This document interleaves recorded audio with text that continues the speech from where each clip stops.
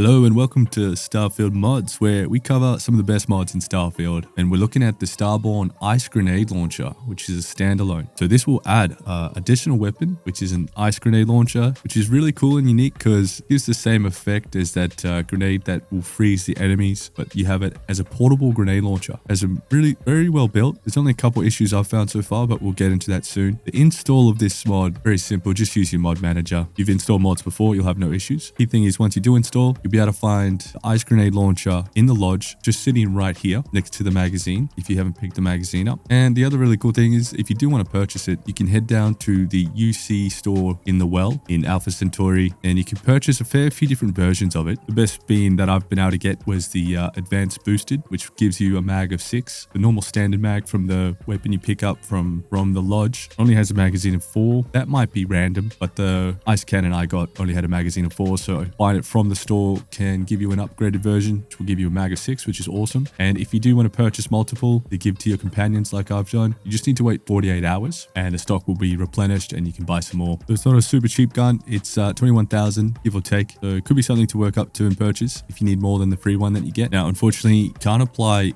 a lot of the different mods that you typically would expect. They like the Hornet's Nest or the Tesla pylons. But do note, if you do go to the weapons workbench and start mucking around with the upgrades, it will just change the gun into the normal Bridger firing grenade launchers. So it's probably best at the moment not to mess around with the workbench on this weapon. You can do a few different mods that will still work, but yeah, when you start adding Hornet's Nest or changing the magazine or battery, that's when you're going to start running into problems. So probably leave that for now. I don't know if the intention is to be able to apply these different changes. It'd be kind of interesting to see how it would work, but definitely not necessary. The weapon works great outside of this. One other issue just worthy of mention. Now this is probably because it's really early days.